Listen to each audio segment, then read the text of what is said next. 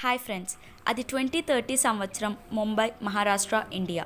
రాజు కొన్ని గంటలుగా తన ల్యాప్టాప్ ముందు కూర్చొని ఉన్నాడు. ల్యాప్టాప్ నుంచి ఏదో కోడ్ ఓపెన్ అయినట్టు సౌండ్ రావడంతో ఆశ్చర్యపోయాడు.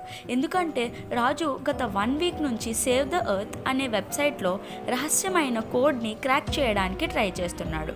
ఈ ఎగ్జామ్ చాలా కష్టమైనది మరియు విచిత్రమైనది. దీన్ని సాల్వ్ చేయడం అంత ఈజీ కాదు. కానీ 1 వీక్ ప్రయత్నించాక రాజు దీన్ని చేసి చూపించాడు. ఇది సాల్వ్ చేసినందుకు చాలా హ్యాపీగా కూడా ఉన్నాడు. ఒక పక్కన టెన్స్డ్గా కూడా ఉన్నాడు. ఎందుకంటే దీని తర్వాత ఏం చేయాలో, అసలు ఎలా ఇంప్రూవ్ చేసుకోవాలో తెలీదు. ఆ కంపెనీ ఉందో లేదో కూడా రాజుకి తెలీదు. అలా ఆలోచిస్తూ ఉండగా కాసేపటికి అతనికి ఒక మెయిల్ వచ్చింది. ఆ మెయిల్లో ఒక అడ్రస్ ఉంది.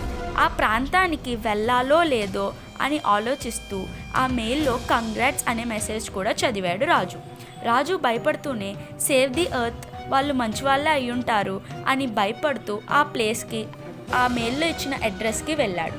అక్కడ రాజు ఏం చూశాడు, ఎవరిని కలిశారు అని తెలుసుకోవాలంటే please to subscribe for part 2. Bye.